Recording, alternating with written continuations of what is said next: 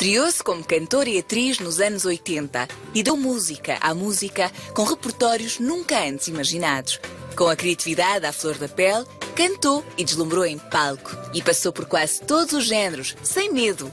Tango, fado, música popular americana, punk rock. Ana Mar teve uma carreira musical que deu frutos e gravou vários discos, entre eles Almanave, que foi disco de prata, Feia Bonita, M, Transfado e Afinal.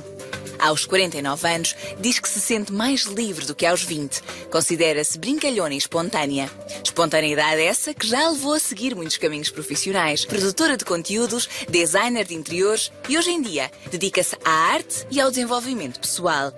Esta mulher dos 7 ofícios é uma mulher singular. Terapeuta desde 94, criou em 2014 o projeto Nova Arte de Viver Aqui e Agora. Ana Mar é apaixonada pela vida, pelas estrelas e pelo conhecimento. E depois de tudo o que viveu, sente-se em paz com ela própria. E aqui está ela. Olá, Ana. Bem-vinda ao nosso programa. Obrigada. Olha, eu fico tão satisfeita que estejas aqui hoje. Também eu. Já não, enfim, há muito que não te vi. E é bom quando nós nos apercebemos que a vida de alguém deu uma grande volta, mas que essa pessoa está numa fase de muita serenidade. Sim. Não é o que sentes? Dentro, sim. Porque aquilo que se faz de bem para os outros retorna a nós. E isso é tom bom.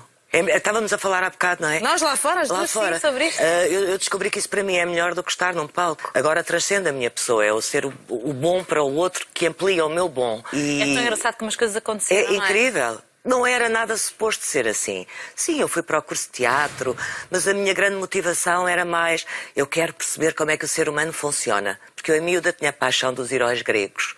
Tinha a mania que nós éramos mais do que aquilo que nos diziam que somos. E a tua mãe também plantou aí uma sementinha quando uma vez no teu aniversário deu-te uma consulta com uma taróloga, não foi? De alguma forma a tua mãe deixou lá uma sementinha também bem plantada, não é? A minha mãe plantou muitas sementes. Pronto, já estava a referir esta. E essa, em particular, que depois também resultou noutras, ou seja, essa primeira consulta de astrologia aos 20 anos foi a primeira vez que eu entrei em contacto com essa linguagem, que não é nada aquilo que se pensa de prever o futuro, bababá, aquelas coisas mais superficiais. Isso é muito superficial, é uma análise muito superficial. É claramente uma linguagem que é um espelho de ti próprio, que te devolve quem tu és, que te diz quem tu és e a razão de o que é que estás aqui a fazer, porque é que nasceste. Aos 20 anos isso foi de alto impacto. Ainda por cima, nessas idades, uma pessoa está numa procura de quem é que é e da afirmação de si próprio. Ter alguém à nossa frente que nos diz cabalmente tu és isto, as tuas qualidades são estas, os teus desafios estes, tens livre-arbítrio, mas já nasceste com esta bagagem, vamos dizer assim. A razão de tu estares aqui existe, não estás aqui ao calhas, tens um propósito. Todos nós temos, não sou eu em particular. Mas como é que uma miúda de 20 anos, porque eras uma garota, como é que uma garota de 20 anos encaixou esta informação toda? Porque repara, tu estavas a começar um caminho e aí, ainda obviamente, imagino eu, a sonhar com sucesso na área da música, era isso que tu achavas que te ia encher por completo, absolutamente legítimo. Como é que tu recebeste esta informação toda sobre o que era a tua missão, o que é que estavas cá a fazer? Não achaste que podia ser blá blá blá a mais? Olha, seriedade a mais? Não.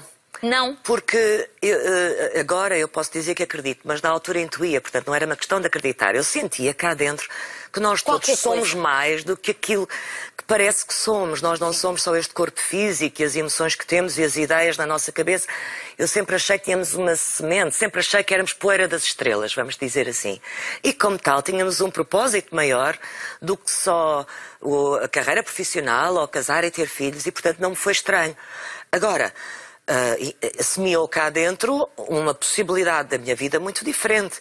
E por coincidência, coisa que não existe, não é? Os acasos com sentido, a verdade é que eu fui fazendo uma carreira musical e a determinada altura, no auge da dita cuja, que podia dar o salto para uma carreira de sucesso, que depois preencheria a minha vida toda, aconteceu o episódio que foi ficar grávida de 2 bebés, portanto, gêmeos, que puseram completamente em causa essa dedicação a 100% a essa carreira.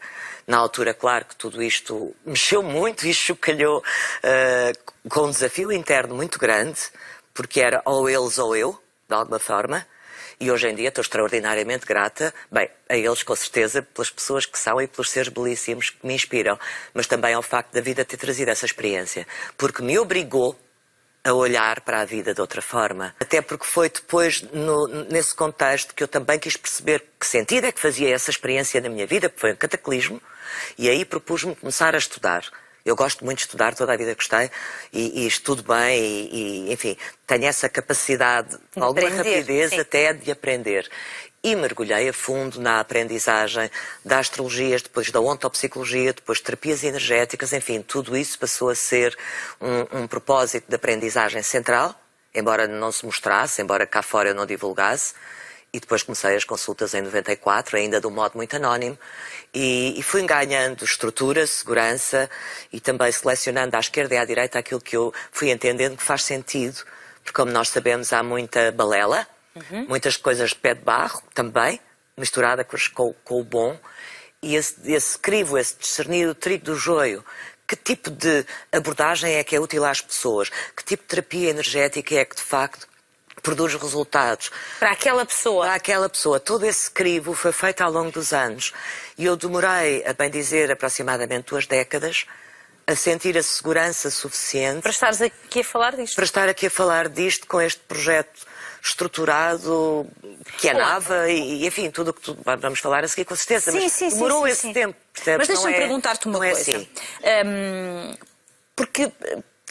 Quando li a história da tua vida e o percurso da tua vida, parei para refletir nisto. E, aliás, tu tocaste neste ponto agora.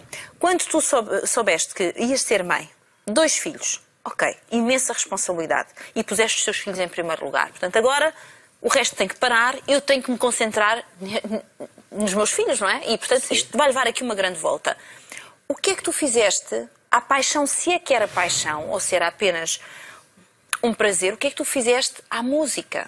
Porque quem te ouvia cantar, e eu acho que tu compreendes isto, havia qualquer coisa que tu passavas na forma como cantavas que eu diria que era a tua alma que comunicava pela tua voz. Tens toda a razão. Por isso, onde é que tu arrumaste isso? Há quem cante por cantar e há quem cante assim. Então, onde é que isto ficou? Porque isto era muito intenso. Tu não me vais pôr a chorar neste programa, pois não? Eu não tenho intenção disso, mas... Olha, estás a ver... aquelas situações na vida das pessoas, graças a Deus, a mim nunca me aconteceu, pelo menos como eu vou dizer, que têm um grande amor e depois têm que abrir mão dele porque ele vai não sei para onde ou o que for.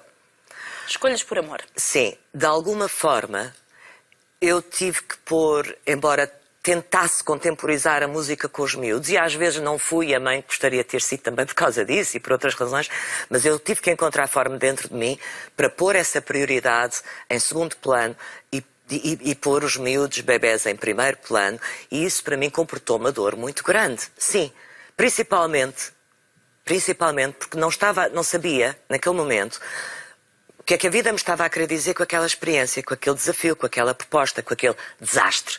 Que não foi um desastre, foi uma bênção, porque entretanto deu origem a 2 criaturas tão maravilhosas. Mas dentro de mim caiu um meteorito na minha vida, e o que é que eu faço àquilo que para mim era uma paixão, e tive que a secundarizar. Isso comportou dor e revolta. E tantas vezes a relação com os meus filhos foi influenciada por essa revolta que eu sentia. É aí que eu queria chegar. Pronto. E eu tenho uma grande admiração pelas mães que também são mulheres que têm com propósito mães e pais, enfim, já agora, mas que também têm com propósito autorrealizar-se na vida, porque é absolutamente lícito que a determinada altura, se houver uma escolha prática, as crianças passem à frente. E também é absolutamente lícito que se sinta uma revolta, uma dificuldade em contemporizar isso, um pouco como a injustiça da vida. Eis-me aqui no início da vida e eu poderia autorrealizar-me plenamente, não tivesse acontecido isto. Ora, isto só acontece se nós não percebermos qual é o sentido da experiência. Claro. Para mim foi muito importante. Bem, para já, eles pequeninos inspiravam-me a amá-los, independentemente do que eles pudessem, a vinda deles pudesse ter trazido para a minha vida. E depois, eu muito cedo, felizmente, marquei uma consulta para perceber qual é o sentido que esta experiência, uma consulta com um astrólogo, no caso com uma astróloga, a Flávia, para perceber qual é o sentido que esta experiência tem na minha vida. Porque sempre que nos acontece algo que nos abala profundamente, tem uma razão. Sim. E nós, seres humanos, temos uma característica linda, belíssima, que nos ajuda tanto e às vezes esquecemos dela. Se nós conseguirmos dar um sentido à experiência, se nós conseguirmos saber porque é que está a acontecer aquilo, desativamos o lado negativo. Nós desativamos a dor, podemos até ficar com a marca, a cicatriz, mas desativamos a dor e fazemos um shift, uma volta em que passamos a querer então ser cúmplices do que é que a vida nos propõe de novo. É verdade. E nesse processo regeneramos, transmutamos, apaziguamos, numa palavra, limpamos. E só quando eu mais tarde, isto é uma partilha, isto está muito íntimo, bem, ok, seja, quando eu mais tarde, em mim, libertei essa dor, é que a relação com os meus filhos se harmonizou a 100%. Tão que bonito. até lá, eles inconscientemente, imagino que sentissem, eu também, e não havia terreno para que o amor pudesse ser incondicional. A partir do momento em que se resolve uma mágoa, uma dor, e em que se entende o sentido, e se perdoa também, em que eu me perdoei, a mãe não tão boa que eu pudesse ter sido, os filhos tão desafiadores, insuportáveis, que eles às vezes também pudessem ter sido. A partir do momento em que isso se libertou, aí sim, aí o amor flui e a cumplicidade é imensa. O que tu estás a dizer é extremamente importante para muitas pessoas que nos estão a ver, que se calhar não percebem porque é que às vezes a relação com os filhos não é aquilo que imaginaram. É porque às vezes essa relação foi construída na base de uma decisão que pode ter sido muito dolorosa. Sim. E os filhos são uma bênção. Sim. Meu Deus, Os filhos... uma bênção. Sim. Mas só que às vezes tudo o que está à volta é que não compreendemos. Enquanto tu não pões uma legenda que seja entendível para ti e que se apazigue, aquilo está lá dentro como um turbilhão, sabes? E por isso é que eu te perguntei isto, porque Sim. eu ouvia-te cantar, havia demasiada intensidade para dizer assim, ok, agora vou ser mãe, chuta para canto. Sim. Não chuta Não. para canto. Não. Agora já percebi, pronto. Sim. Tinha que te perguntar isto, agora já percebi. Desculpa, e dito isso, eu se me apetecer canto e abro a voz e é com a mesma paixão. Mas não ser tão dependo bom. disso para ser feliz, sabes? Sim, É sim. diferente. Eu percebo perfeitamente. Agora explica-me, Ana Mar, como é que foi este... Para já, que trabalho é que tu fazes hoje com as pessoas? Porque tu escreveste um belíssimo livro, chama-se Fortuna. O nome só por si já é muito positivo. Onde tu partilhas o teu trajeto, onde tu partilhas o teu caminho, onde tu fazes reflexões tão importantes, onde tu convidas as pessoas a desafiarem-se, a olharem-se de frente, a olharem aqui para dentro, para o coração, para ver o que está. Mas Sim. eu quero que tu expliques que trabalho é este que tu fazes hoje em dia com as pessoas, que é o que te motiva. Eu acredito e verifico, mas já não é acreditar, todos nós vemos, o mundo mudou. Isto mudou. Não dá para considerar Sim. que estamos num mundo igual. E para o mundo não houve pessoas novas. Eu tenho esta convicção desde miúda de que nós somos muito mais do que aquilo que nos dizem que somos. E nesse sentido estudei este tempo todo. E fui encontrando instrumentos para poder ajudar os outros a serem mais eles próprios, de acordo com o que têm direito. Nós nascemos com esse direito e, como tal, estarmos à altura e capazes de criar uma vida boa, a que mais nos corresponde. Como tal, uso vários instrumentos. A astrologia, para mim, permanece o instrumento de diagnóstico mais eficaz de um ser humano. Ou seja, tem a nossa impressão digital, a matriz de quem nós somos e o que é que trouxemos para esta vida e a razão de aqui estarmos. E, portanto, eu utilizo-a sempre em consulta, e habitualmente tudo começa por uma consulta, para que a pessoa tenha um espelho e se conheça mais a si própria e saiba o que é que está aqui a fazer e um pouco também em que ciclos de vida é que se encontra. A partir daí, evolui-se para o que eu amo profundamente, que é o trabalho prático, através dos seminários. Então vamos mergulhar dentro de nós, vamos aprender um conjunto de técnicas, de instrumentos que nos possam ajudar no dia-a-dia, diariamente, a justamente sermos mais nós próprios e vivermos melhor. Eu tenho este apreço pela liberdade profundíssimo, portanto, para mim, nunca se trata de fazer uns seminários e depois as pessoas ficam dependentes de mim, daquela não é? pessoa, exatamente. Tenho que ir ali outra vez para aquela pílula da felicidade. Não, de facto, os seminários são muito intensos. Aprendem contigo e depois ponham em prática nas suas vidas. São intensos e transformadores e habitualmente as pessoas entram de uma maneira e saem de outra, é um facto. Mas não é para voltar ali sempre a pedir, porque os instrumentos permitem uma autonomia. E para mim isso é sagrado. Portanto, sim, instrumentos a nível autoconhecimento cognitivo, a nível de tomada de consciência, a nível da gestão da nossa energia, coisas muito simples, mas muito pragmáticas até. O que é que nós podemos fazer quando no meio de uma discussão queremos ficar bem e acabar com aquele assunto? que é que nós podemos fazer se trabalhamos num emprego que não nos é gratificante, queremos partir para outra, mas não conseguimos, temos medo. Esse tipo de técnicas que tu ensinas para que aquele ser humano esteja mais capaz de levar o seu dia-a-dia e compreender o que se passa, não é? Sim, porque por um lado, para mim é muito evidente, e para ti também eu sei, e para muitas pessoas, graças a Deus, que nós somos uma centelha cósmica divina, portanto há uma essência espiritual em nós. Por outro lado, se nós não tivermos um autoconhecimento e uma estrutura psíquica, nós bem podemos andar a fazer meditações e entrar em estados de transcendência, que depois aqui embaixo a nossa vida está feita num 8. Exatamente. E não sabemos aplicar, não é? Exato. Se não sabes aplicar no dia-a-dia, nada muda. Sim. Portanto, consciência espiritual, sim, mas consistência e começar a alargar e a abrir horizontes daquilo que é o nosso perfil psicológico, a nossa capacidade psíquica e os nossos talentos revelarem-se e os nossos potenciais ampliarem-se e já agora os nossos medos e os nossos traumas e as nossas dores e os nossos limites limparem-se e transmutarem-se.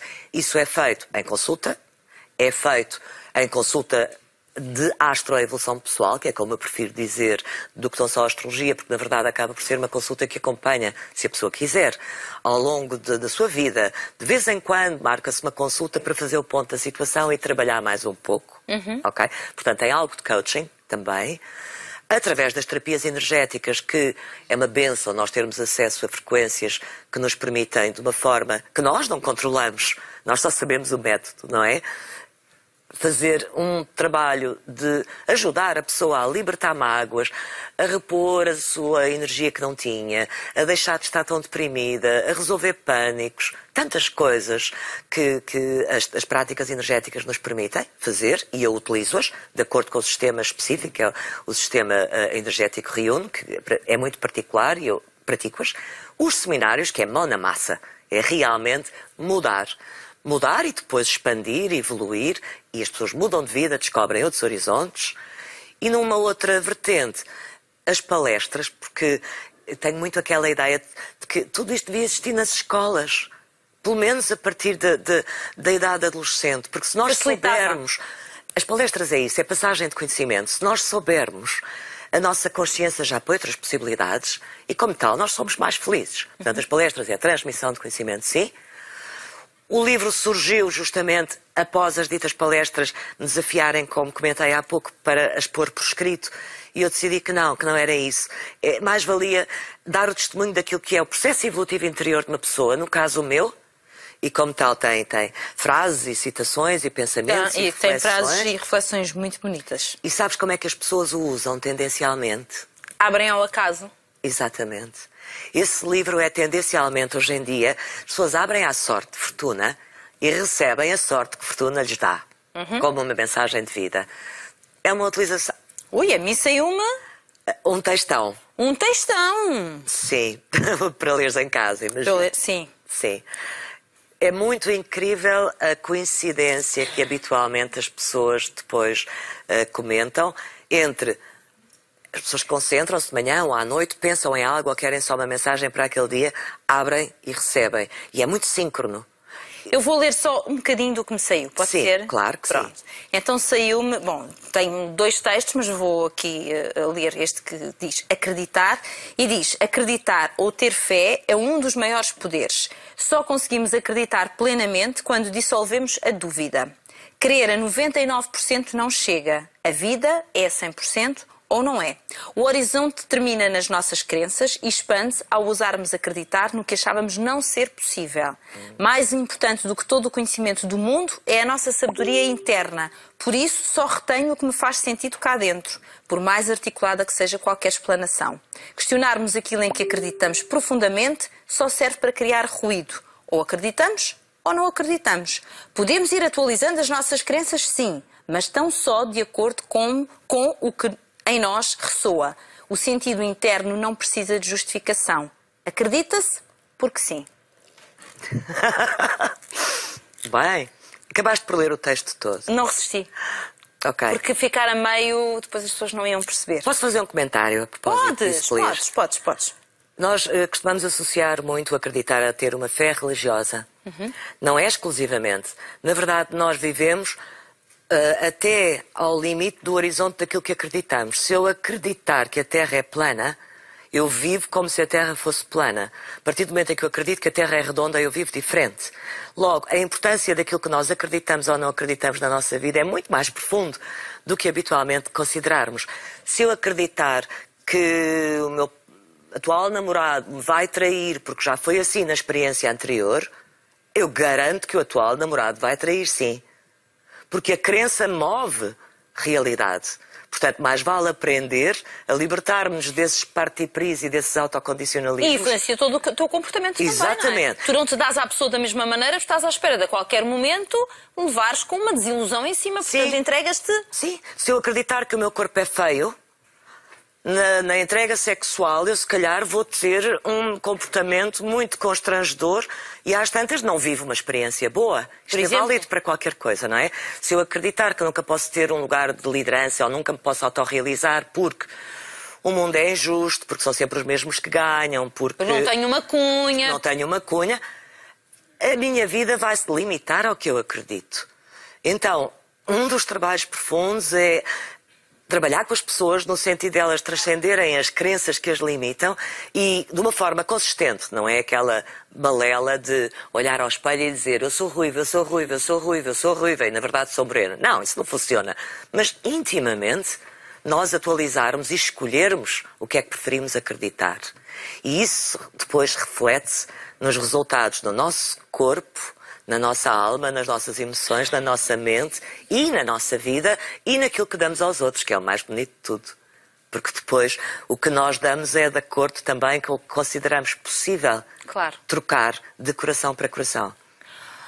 Este tempo em que tu te tens dedicado a este trabalho e neste projeto Nava, que nós aliás falámos ali na reportagem também, qual tem sido o lado mais gratificante? Porque aqui já percebi, Ana Mar, tu, enquanto no tempo em que a música estava no centro da tua vida, era o ego provavelmente que te preenchia, que te dava sentido e que tu achavas que te traria felicidade, hoje eu vejo que a agulha mudou. Sim. É muito... Bem, primeiro, obrigada por esse comentário, grata. Segundo, mudou sim. Porque eu considero o ego uma estrutura essencial da personalidade, enfim, do ser humano. Se nós não tivermos ego, não temos um intermediário para conseguirmos criar a nossa vida aqui com os pés na terra. Portanto, é muito importante um ego maduro, preferencialmente. Agora, o nosso centro não é o ego. O nosso centro é essa ponte entre o céu e a terra, entre a nossa essência e depois o ego e a vida prática. Hoje em dia, como disse há pouco, para mim é muito mais gratificante se contribuir para que as pessoas floresçam e sejam mais elas próprias. É maravilhoso do que aquilo que alimenta o aplauso ao meu próprio ego. Claro. Mas o dito do meu ego também está investido nessa proposta. Nessa felicidade não é? dos outros. Sim. Quando nós nos propomos, vamos contribuir para que os outros vivam mais e sejam melhores, mais si próprios e vivam melhor, também é uma vontade do ego de depois os ver florescer, ver os resultados nas suas próprias vidas.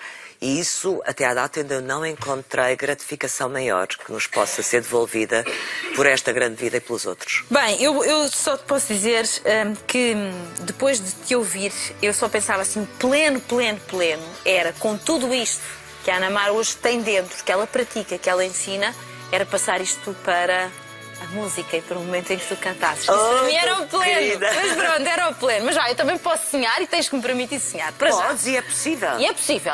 É possível. Para já quero dar-vos parabéns pelo livro, Fortuna. Aqui deixo para os nossos espectadores verem. Quero agradecer a tua vinda ao programa. Foi muito bom obrigada. rever-te, foi bom perceber por onde andaste e onde estás hoje, acima de tudo isso.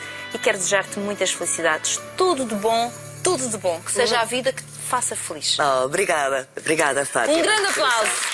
Obrigada.